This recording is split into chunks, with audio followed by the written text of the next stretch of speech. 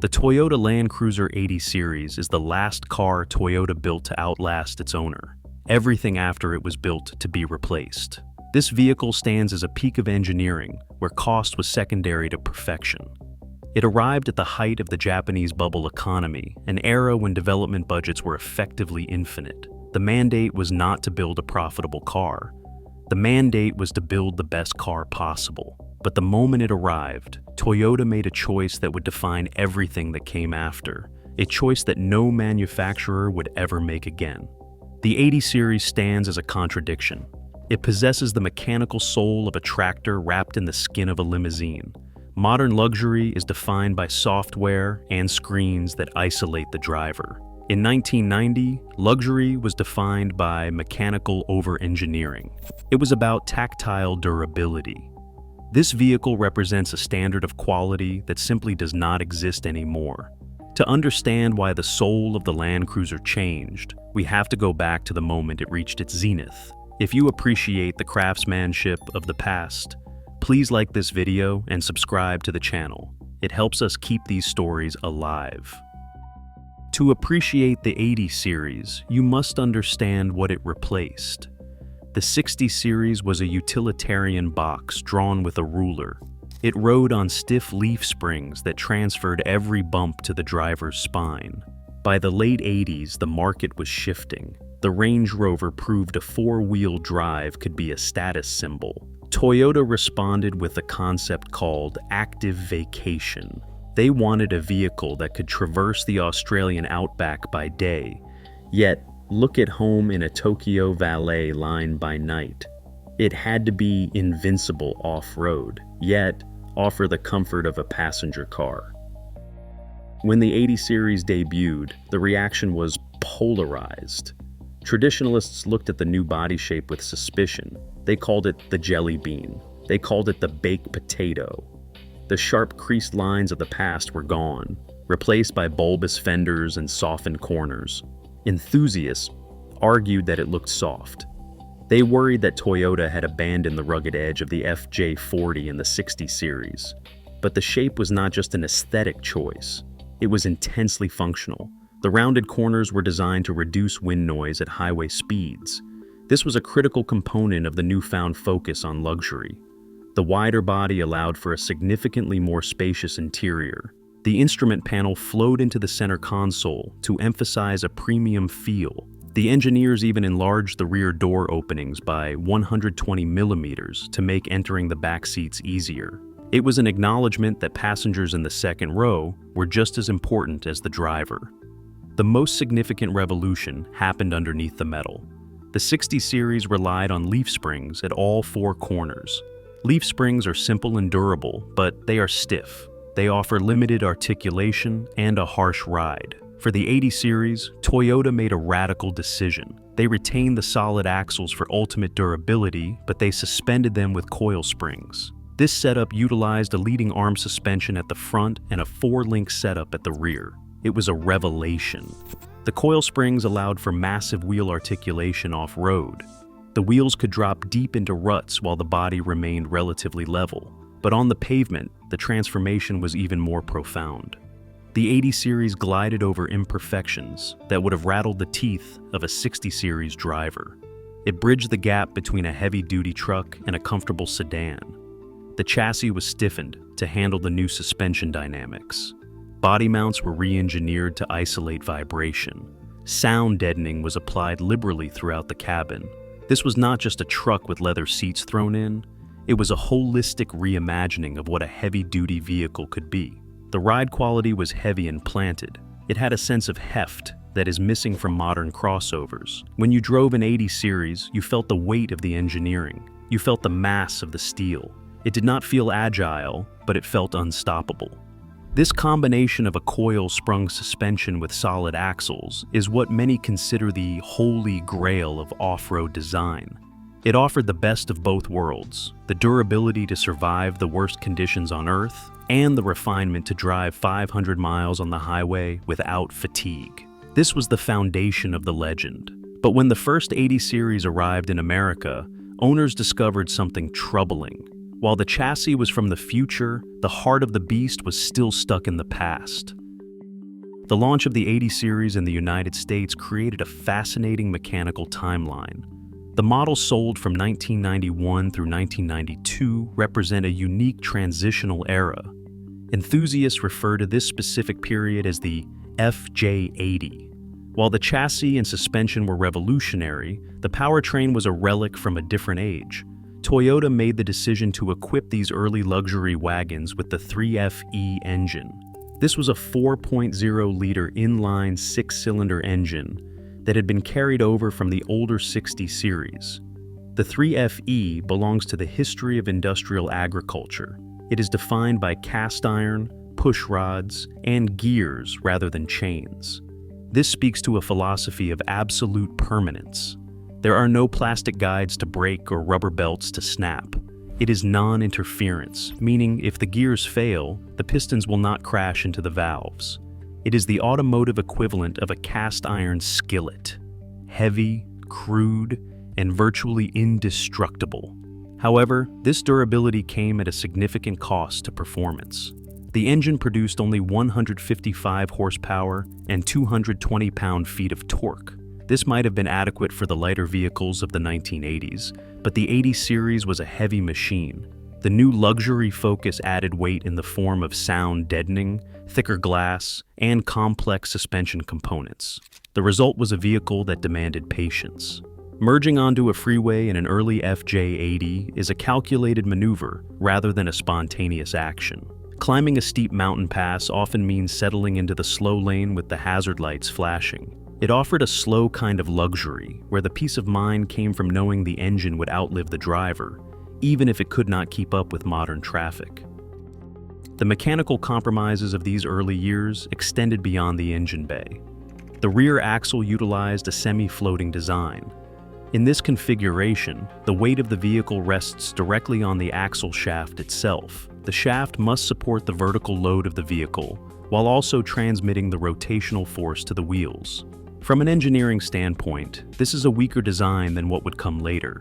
If a semi-floating axle shaft were to snap under a heavy load, perhaps while navigating a difficult trail, the wheel could potentially separate from the vehicle.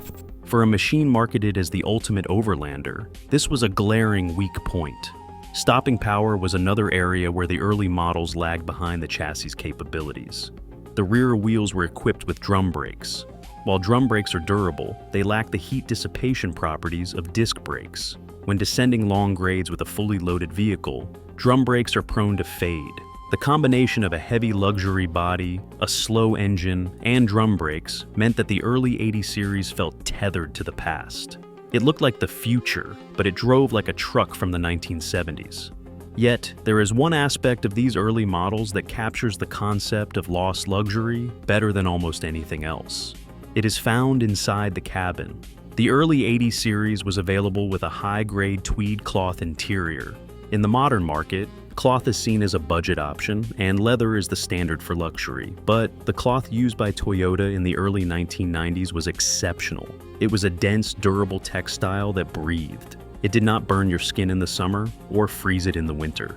Owners of these early models often find that while the leather seats in later years have cracked and torn, the tweed cloth remains pristine after 3 decades of use.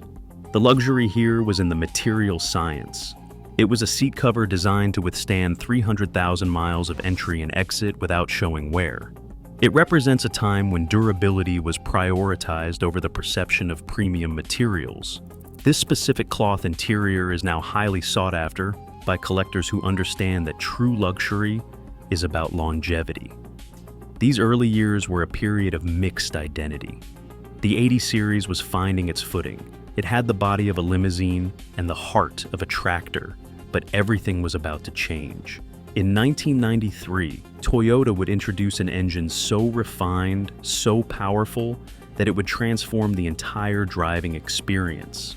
But the real genius was not in the horsepower. It was in a single mechanical detail hidden deep inside the cylinder head.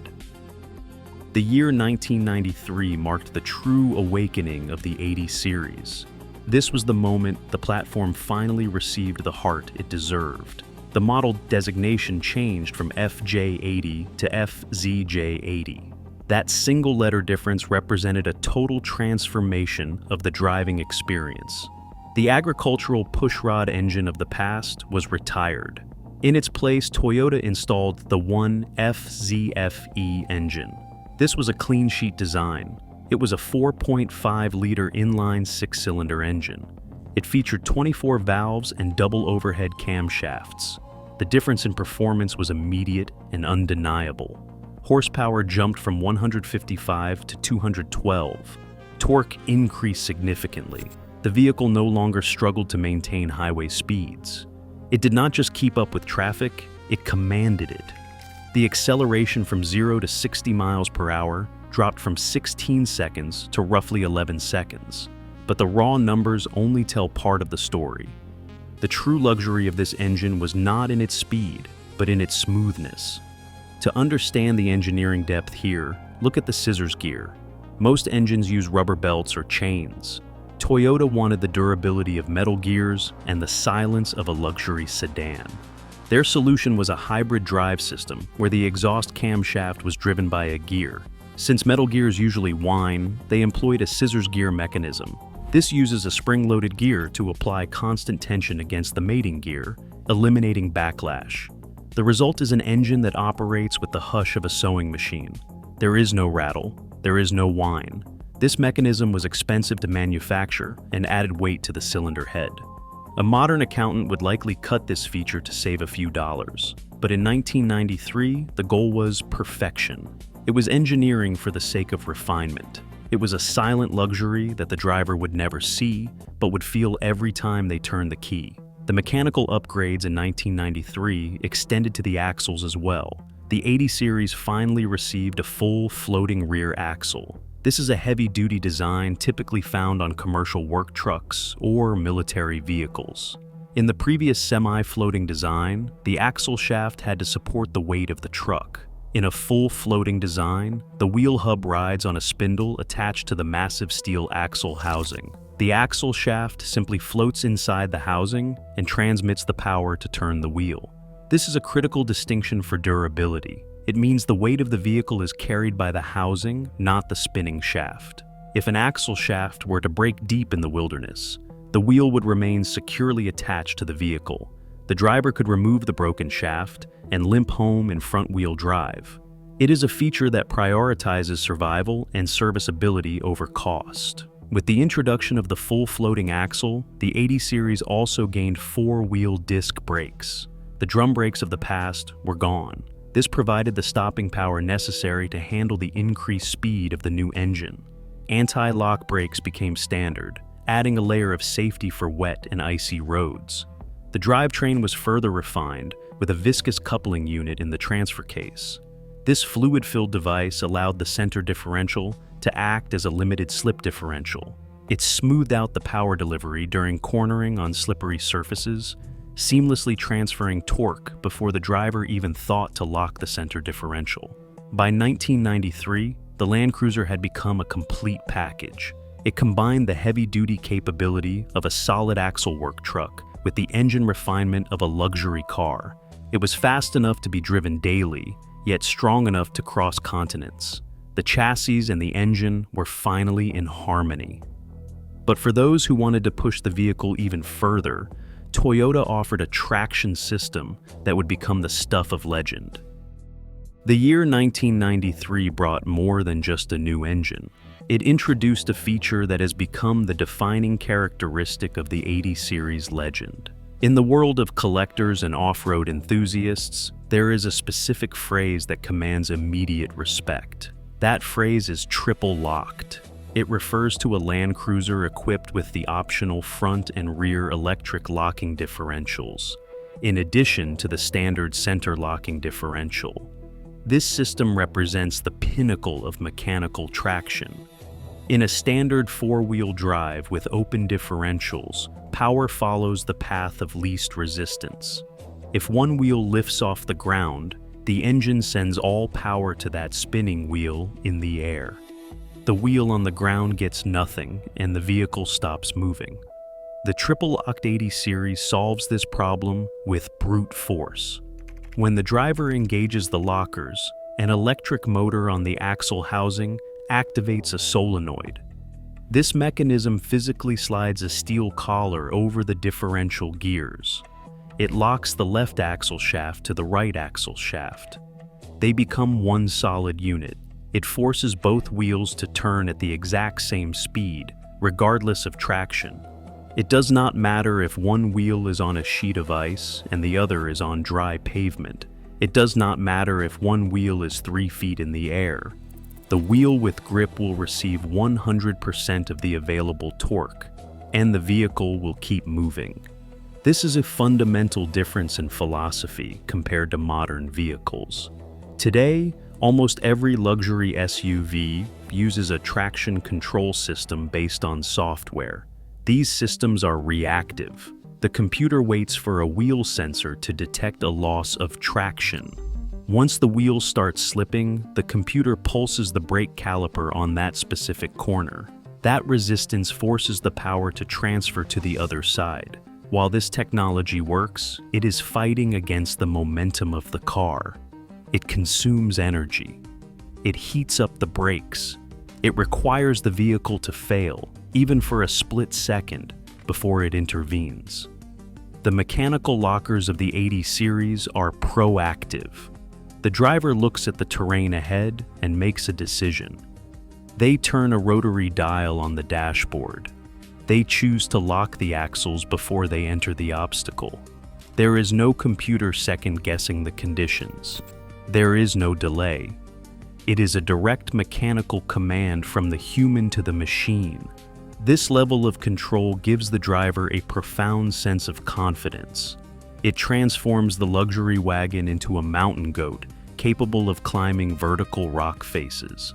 The interface for this system is just as important as the mechanics. It is controlled by a simple rotary dial located to the left of the steering column. It is a tactile, physical switch. When you turn it, you can hear the faint whir of the electric motors engaging.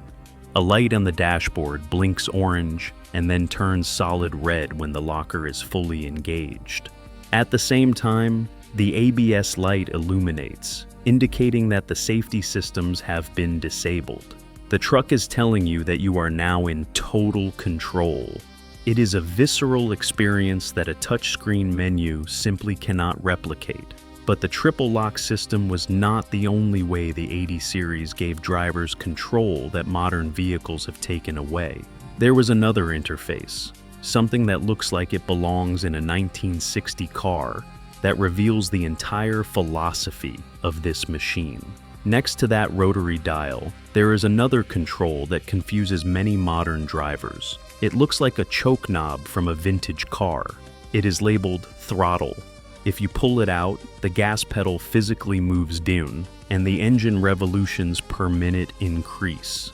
This is the hand throttle. It is a feature that has completely disappeared from the modern automotive landscape. The hand throttle was not designed for starting the engine. It had two specific purposes that speak to the utilitarian roots of this vehicle. The first use was for winching.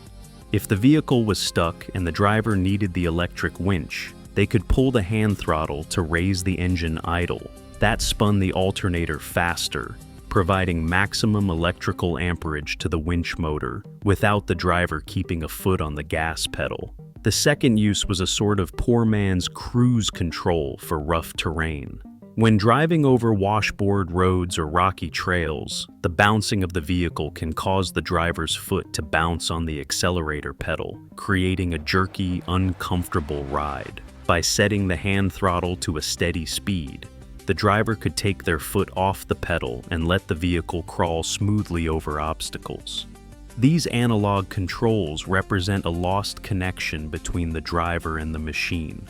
In a modern luxury car, you request an action through a digital screen, and a computer decides if and when to grant that request.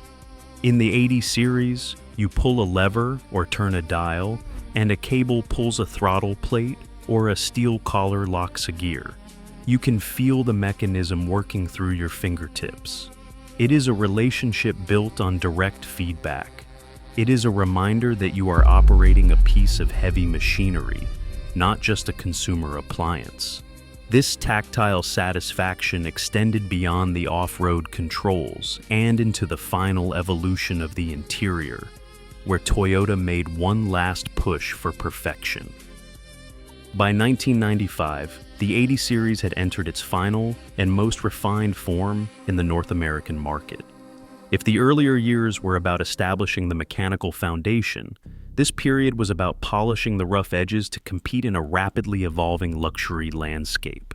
The most immediate change was visible from the driver's seat. The dashboard, which had previously resembled the blocky utilitarian layout of the Hilux pickup, was completely reimagined. The new design was sweeping and modern.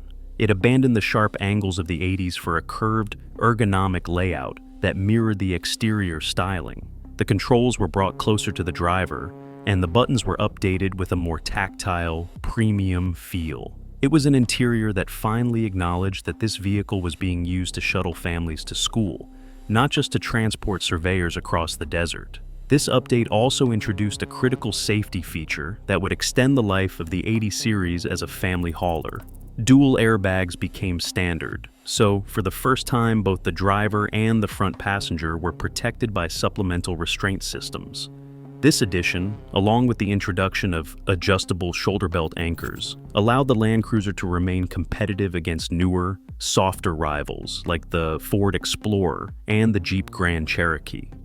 Under the hood, the air conditioning system was updated to use the modern R134A refrigerant, replacing the old R12 system.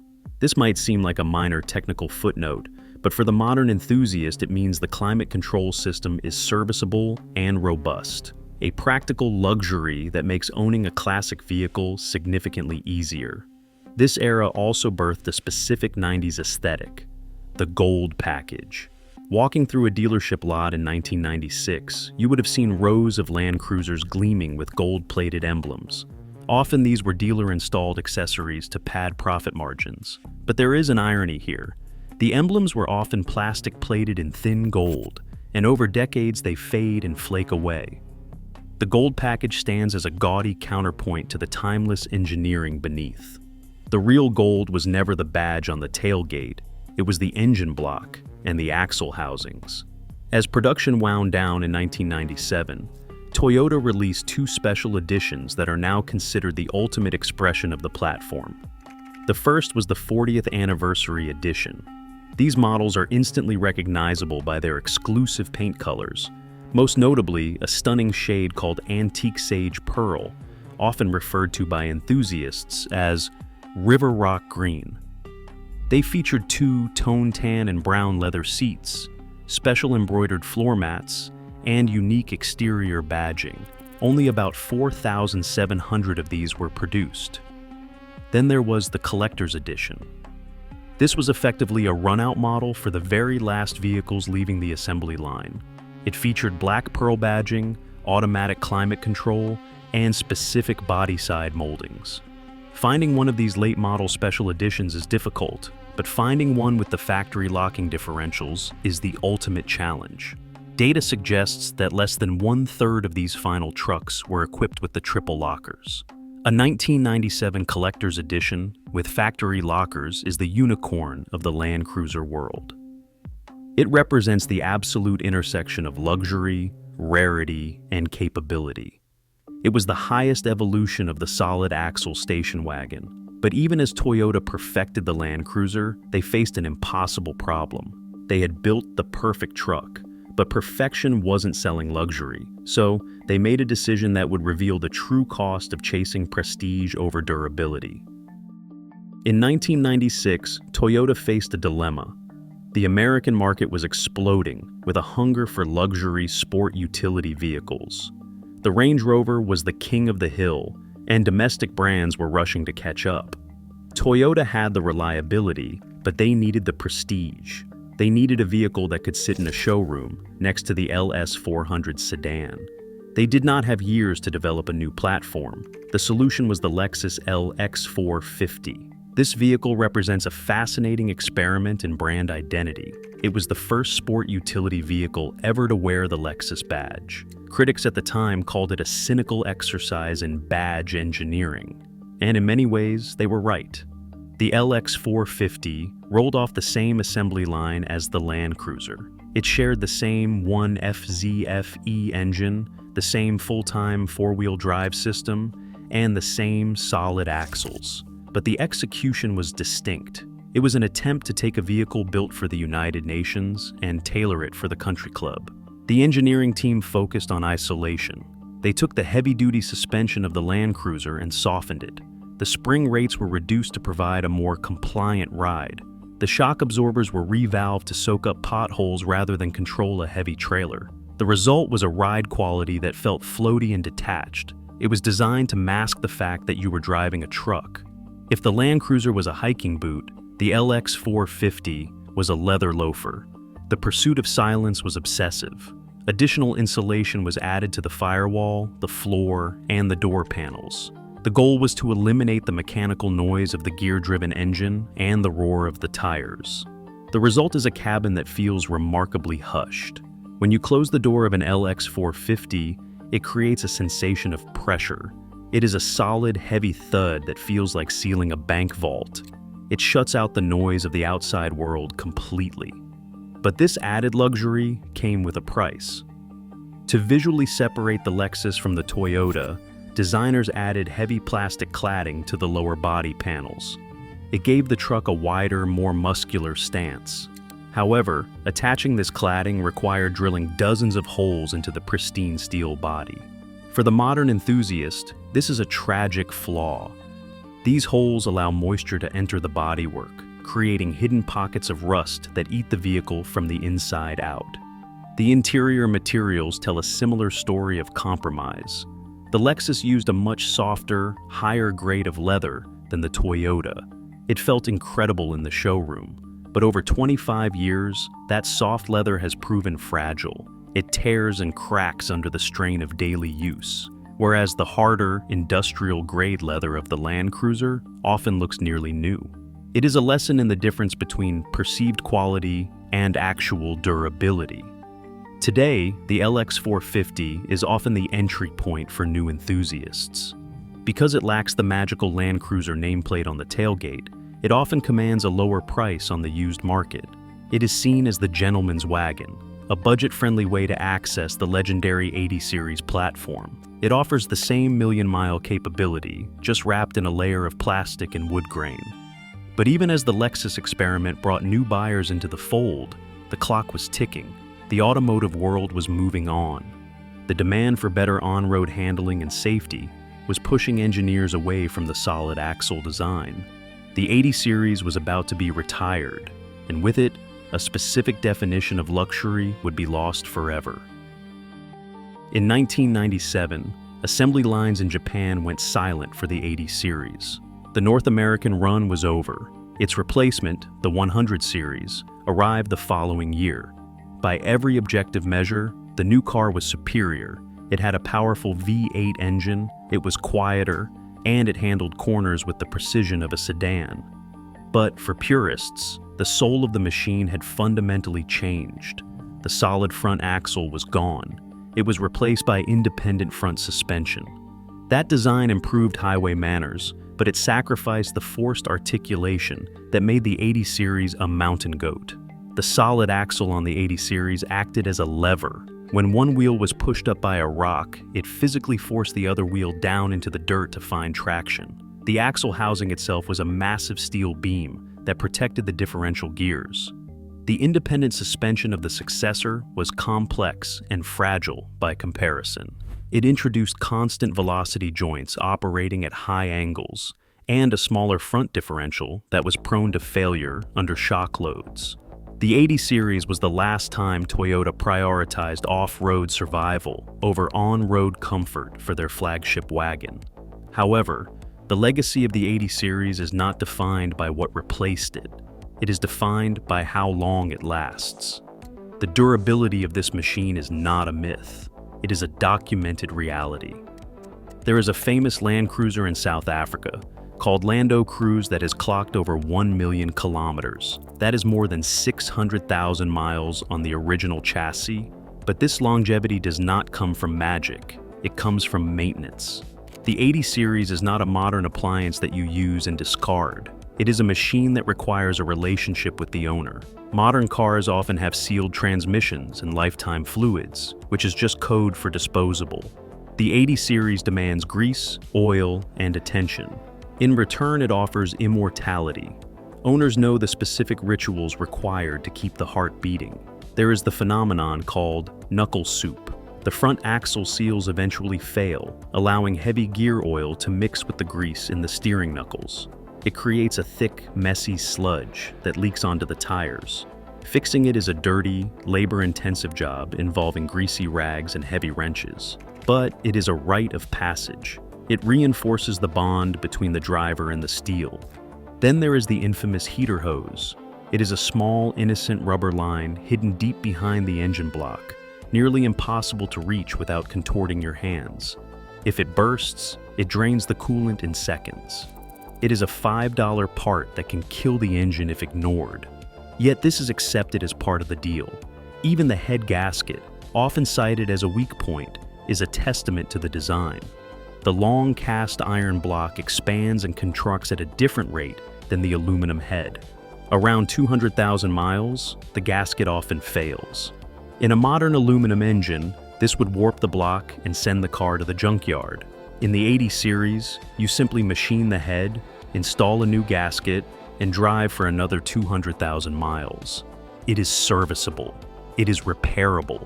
It was built with the assumption that it would be fixed, not thrown away. This specific balance of technology and mechanical simplicity is lost forever. The Toyota Land Cruiser's 80 series stands as the last true heavy-duty luxury wagon. It was a product of a specific economic moment when money was no object and engineering reigned supreme. That bubble has burst, and the conditions that created this machine will likely never return. We are left with a reminder of what happens when you build something to last forever. If you appreciate the permanence of these mechanical legends, subscribe for more.